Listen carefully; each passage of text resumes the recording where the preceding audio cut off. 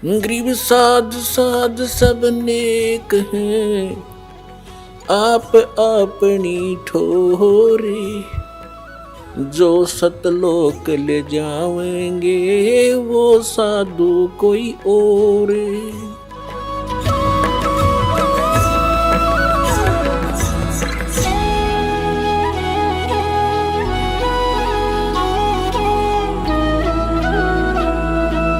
गुरुदेव की जय। बंदी छोड़ कबीर परमेश्वर जी की जय। बंदी छोड़ गरीबदास जी महाराज जी की जय। स्वामी राम देवानंद जी गुरु महाराज जी की जय हो।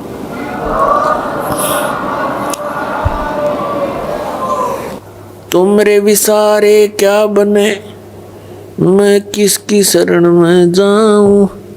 शिव ब्रंच मुनि नारदा, तिनके हृदय न सुनो।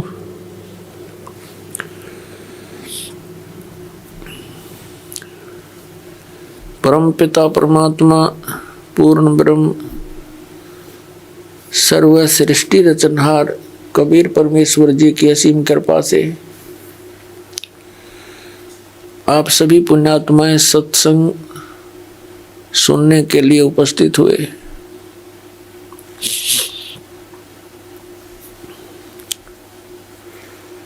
सत्संग में आने से इस जीव को ज्ञान होता है, तू कौन है, यहाँ किस लिए तू ये जन्म और मर रहा है। तुझे ये मालूम नहीं अगले क्षण में क्या हो जाए, और फिर भी आप इतने निश्चिंत होकर के यहाँ बैठे हो। सत्संग में आने से इस प्राणी को ज्ञान होता है कौन से कर्म मानव के करने योग्य हैं, कौन से ना करने योग्य हैं। फिर मानव जीवन का क्या उद्देश्य है,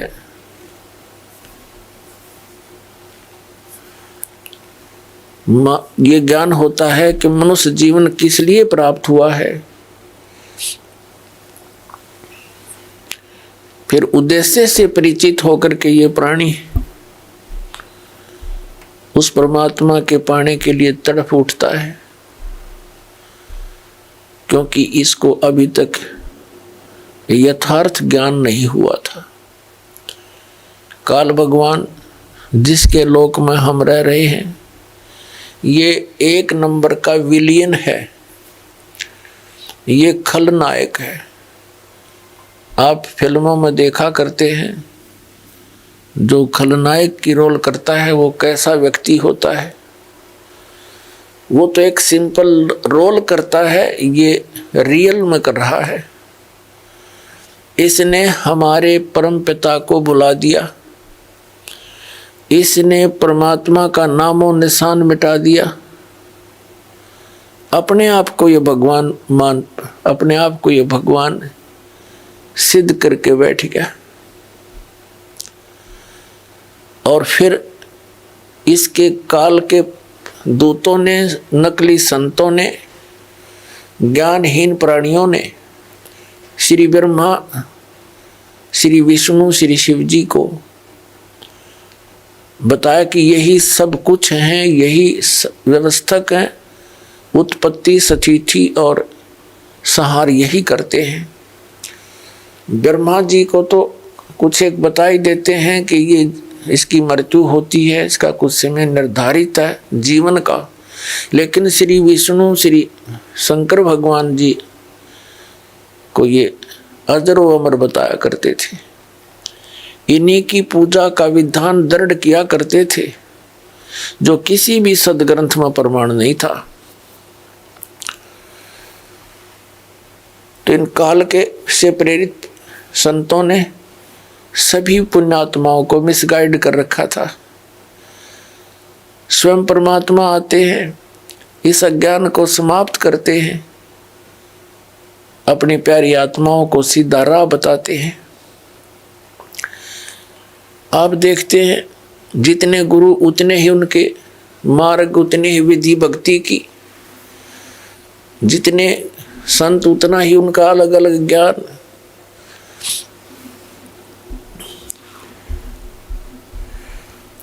ये सारा कारण क्या है? इस काल भगवान ने सबको भ्रमित कर रखा है। इसने भ्रमित क्यों कर रखा है? परमात्मा ने हमारे ऊपर एक दया करी थी, कबीर भगवान ने, जो हम सबका जनक है।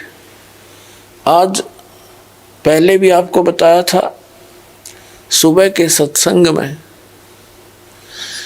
जब इस काल भगवान ने इस दुर्गा देवी जी के साथ बद व्यवहार करने की चेष्टा की थी, इस दुर्गा जी ने अपनी इज्जत रक्षा के लिए इसके पेट में शरण ली थी। परमेश्वर ने, कबीर देव जी ने, सत्य पुरुष ने इस ज्योति निरंजन को इसके 21 ब्रह्मांड समेत वहां से निकाल दिया था, साथ में दुर्गा जी को भी। और साथ में इसको एक ऐसा वचन दे दिया था कि यहाँ जो ऐसे कर्म करता है सच्चे लोक में, उसको ये रोग लगता है 1 लाख मानव शरीरधारी प्राणियों का नितहार आहार करने का। इसको वो श्राप लगा हुआ है, 1 लाख मानव शरीरधारी प्राणियों का ये नित आहार करता है। उसके लिए इसने अपने तीनों पुत्रों की, रजगुण ब्रह्मा, सतगुण विष्णु, तमगुण शिव जी की ड्यूटी ला रखी है। इनको एक एक गुण से युक्त कर दिया। ना श्री ब्रह्मा के बस की बात, ना विष्णु के, ना शिव की। इनके अंदर से एक ऐसी रेंज निकल रही है, रेज, ऐसी किरणें निकल रही हैं जो इसके अंतर्गत इस 3 लोक में, पृथ्वी लोक, पाताल लोक और स्वर्ग लोक के प्राणियों को, ये तीनों देवताओं के अंदर से निकल रही ये किरणें प्रभावित करती हैं। ये अपने लोकों में रहते हैं, इनकी राजधानी है ऊपर विष्णु लोक, शिवलोक और ब्रह्मा लोक। वहां रहते हुए भी इनके अंदर से निकल रही किरणें हमें यहाँ प्रभावित कर रही हैं। जैसे मिर्च का छोंक लगता है रसोई में, उसका प्रभाव जाकर के दिखता है दूसरे कक्षों में बैठे हुए अन्य घर के सदस्यों पर। छींकें आने लग जाती हैं, उनके बस की बात नहीं कि वो छींकों को रोक सके। मूल वस्तु रसोई में, उससे निकली हुई उस किरण ने उस प्रभावित कर दिया जाकर तीसरे कक्ष में 50 फुट की दूरी पर बैठे सदस्य को। ठीक इसी प्रकार श्री ब्रह्मा, श्री विष्णु, श्री शिव जी से निकल रही ये किरणें, ये तरंगे हमें यहाँ प्रभावित करती हैं, जिसके कारण रजोगुण की किरण के इन तरंगों के कारण हम प्रभावित होकर के सृष्टि उत्पत्ति संतान उत्पत्ति करते हैं, जिस कारण से ब्रह्मा जी को सृष्टि की उत्पत्ति करता बता दिया। यू खाक उत्पत्ति करता है, उत्पत्ति तो परमात्मा ने करके दे रखी। कबीर साहब ने सारे ब्रह्मांड रच दिए, इसके 3 गुण 5 तत्व दे दिए। ये तो केवल प्रभावित करता, जिस कारण से सभी प्राणी अपनी ये विवश होकर के, विषय वासनाओं के वश होकर के संतानोत्पत्ति करते हैं। और फिर यहाँ के यहाँ की सुविधाओं की इच्छा, राजसी ठाठ सभी चाहते हैं, ये उसी का प्रभाव। और दूसरे सतोगुण के प्रभाव से हम एक दूसरे में मोह ममता बुरी तरह जकड़े हुए हैं। जीव के बस का नहीं ये ममता मोह हटा दे किसी सदस्य से, संपत्ति से या इस संसार से।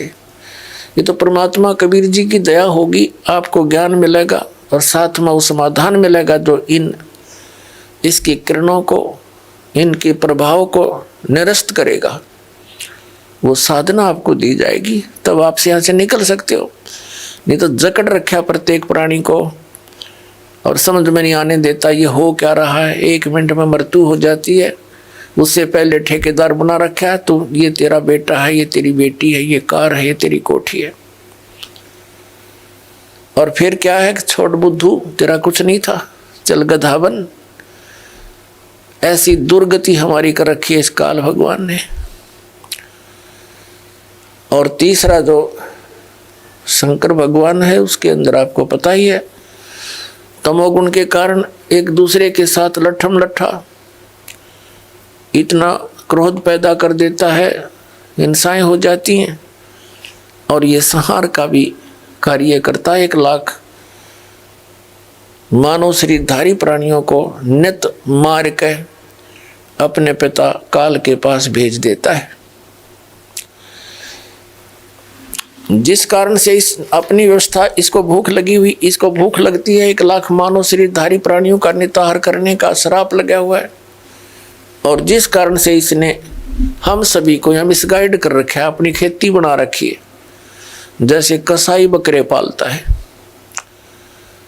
परमात्मा परमेश्वर वो हमारे जनक हैं, सबके मालिक हैं, उत्पत्ति करता कबीर भगवान जो काशी में दुल्हा रूप में आए थे, उन्होंने आके अपनी प्यारी आत्मा धर्मदास साहिब जी को मिले। उनसे कहा कि धर्मदास, तुम जिस लोक में रह रहे हो ये कसाई का लोक है, यहाँ कोई रहम नाम की चीज नहीं है। किसी का बेटा मरो, किसी की बेटी मरो, पूरा क्षेत्र नष्ट हो जाओ, नो प्रॉब्लम। इसमें दया नाम की चीज नहीं है। धर्मदास जी ने कहा कि भगवान, यहाँ कैसी सुविधाएं नजर आ रही हैं, सुंदर बाग बगीचे हैं, झरने बह रहे हैं, मीठे जल की दरिया बह रही हैं, नीचे भी अच्छा मीठा जल है पृथ्वी में, और सुंदर बाग हैं, सुंदर मेवा लगी हुई हैं, कैसी अच्छी हवा चलती है, दिन रात बन रहे हैं। तो परमात्मा ने कहा कि ये तो ऐसी व्यवस्था है जैसे कसाई बकरे पालता है, वह अपने उन पाले हुए बकरे और बकरियों के लिए सब सुविधाएं देता है। एक बहुत बड़ी चरागाह भी बनाता है, उनके लिए शेड झोंपड़ी डालता है गर्मी और सर्दी से बचाने के लिए, जल की व्यवस्था करता है, उसके चारे की व्यवस्था करता है, हिंसक पशुओं से बचाने के लिए उनकी चारों तरफ बाड़ करता है, सुरक्षा चक्कर बनाता है। जिस कारण से वो बकरे ये सोचते हैं ये दयालु मालिक है हमारा, हमारी कितनी केयर टेक करता है, कितनी देखभाल रखता है। जिस कारण से जब वो कसाई बकरों के पास आता है तो उससे प्यार करते हैं, ऐसे ऊपर को पैर उठाकर उसे सीने से लगाना चाहते हैं, उसकी उस व्यवस्था को देखकर इसे प्रभावित हो जाते हैं। वो ऐसे हाथ लगाकर देख रहा होता है, वो प्यार करते हैं, जीभ से चाटते हैं उसके हाथों को प्यार जताने के लिए। वो देख रहा होता है ये कितने किलो का हो गया, इसमें कितना मांस बढ़ गया, और वो सोच रहे हैं ये हमें प्यार कर रहा है। पहले उन भोले बकरों और बकरियों को वो दयालु नजर आता था, लेकिन जब ऑर्डर आता है 10-20 बकरों का काटने के लिए, वो ना देखता किसकी बेटी मरेगी, किसकी माँ, किसका भाई और किसकी बहन। एक परिवार के चे सारे आ जाओ, मोटे मोटे छांट के और जाकर काट के अपना निर्वाह करता है। परमात्मा ने कहा धर्मदास, तुम इसे कसाई के लोक में रह रहे हो, तुम्हें आंखें नहीं खुलने देता, ये मूर्ख बना रखा तुम्हारे को। पुणात्मा, जिस समय आप परमात्मा की सत्यनारायण कथा से परिचित हो जाओगे, सत्यनारायण कथा का अर्थ हो सच्चे भगवान की जानकारी, उसकी महिमा का गुणगान, अविनाशी भगवान की गुणगान। आज तक हम श्री विष्णु जी को सत्यनारायण कहते थे। सत्यनारायण माने अविनाशी, सच्चा भगवान, सत्य माने जो कभी नाश ना हो जिसका। और विष्णु जी की मृत्यु होती है, शंकर जी की भी मृत्यु होती है, और ब्रह्मा जी की भी मृत्यु होती है। तो ये सत्यनारायण नहीं थे। सत्यनारायण केवल कबीर देव है, कबीर साहब है, जो काशी में धानक रूप में आया था। बनारस के अंदर 120 वर्ष रहे, सह शरीर आए थे, शिशु रूप धारण किया था, और सह शरीर चले गए थे मगहर से हजारों लाखों की संख्या में उपस्थित दर्शकों के सामने उनके सब, जब परमात्मा एक वस्त्र बिछाया था, एक चादर एक ऊपर ओढ़ कर लेटे थे। कुछ देर के पास आकाशवाणी हुई थी, देखो मैं जा रहा हूँ, इस चादर में कोई मुर्दा नहीं है। चादर उठा के देखी, सुगंधित फूल मिले थे। वो ना जन्म हुआ ना मरे थे, वो सत्यनारायण है, वो अविनाशी परमात्मा है। नारायण का अर्थ होता है जल पर आकर आने वाला, जल पर विराजमान होने वाला। परमात्मा एक लीला प्रत्येक युग में करते हैं, सतलोक से चलकर आते हैं, सहस्री आते हैं और कमल के फूल पर, वो सरोवर के अंदर जल के ऊपर आकर विराजमान होते हैं, जिस कारण से वास्तव में नारायण वो परमात्मा है। कबीर जी, तो जब आपके यह सत्यनारायण कथा समझ में आ जाओगी, क्योंकि ये प्रथम बार सुनता है, कोई दूसरी बार सुनता है, और जिन्होंने खूब सुन रखी है उनका समझ में अच्छी तरह आ चुका है। तो ये लोक ऋण का नहीं है, हमें विकल्प नहीं मिल रहा था। पुण्यात्माओं, इस परम पिता की शरण में आने के बाद, कबीर साहिब की शरण में आने के बाद, आपके जितने परिवार के सदस्य हैं सब सुरक्षित रहेंगे। आपको आवश्यक वस्तुएं उपलब्ध करवाएगा, तभी हम भक्ति कर सकते हैं। जिसके 24 घंटे टेंशन रहेगी कोई किसी ना किसी वस्तु की, तो भक्ति नहीं कर सकता। पहले तो आपको टेंशन फ्री करेगा। जितनी आपकी आस्था इस भगवान में बढ़ती चली जाएगी, जितना विश्वास बनेगा उतना ही आपके निकट आएगा। विश्वास बनने में देरी लगती है, क्योंकि हम अज्ञान से परिपूर्ण होते हैं जब परमात्मा की शरण ग्रहण करने के लिए आते हैं। कुछ तो अज्ञान इन सत्संगों से, पुस्तकों से, टीवी चैनलों से हट जाता है। यहाँ आने के बाद रहा कहा फिर मांझा जाता है प्राणी, और फिर यहाँ आने के बाद आशीर्वाद, प्रणाम, भगवान की मंत्र दिए जाते हैं। धीरे धीरे ये आत्मा इतनी निर्मल हो जाती है, प्रत्येक बात पर जो दास बोलेगा उस पर विश्वास होने लग जाएगा। अभी तक तो कुछ पर विश्वास होता है, कुछ पर अविश्वास होता है। तो इसी प्रकार परमात्मा पर हम पूर्ण विश्वास ना कर पाते, तब तक देरी रहेगी आपके सब कार्य से दौड़ने में। और जब आपको पूर्ण विश्वास हो जाएगा, है फिर तो कहना ही क्या है।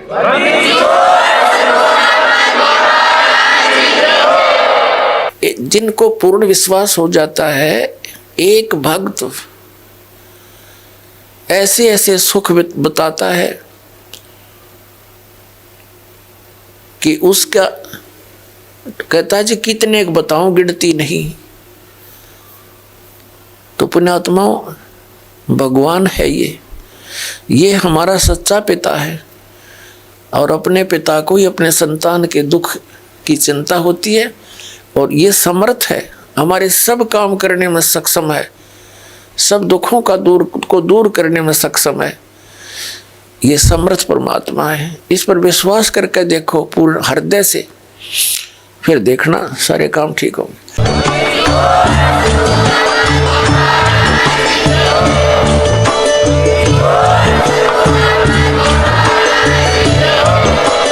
आप सुन रहे थे जगत गुरु तत्वदर्शी संत रामपाल जी महाराज जी के मंगल प्रवचन। अधिक जानकारी के लिए विजिट कीजिए हमारी वेबसाइट www.jagatgururampalji.org। संत रामपाल जी महाराज जी के शुभ आशीर्वाद से पूरे विश्व भर में 500 से भी ज्यादा नाम दीक्षा केंद्र हैं, जिन पर संत रामपाल जी महाराज जी द्वारा ऑनलाइन निःशुल्क नाम दीक्षा दी जा रही है। अपने नजदीकी नाम दीक्षा केंद्र का पता करने के लिए संपर्क करें 8222880541।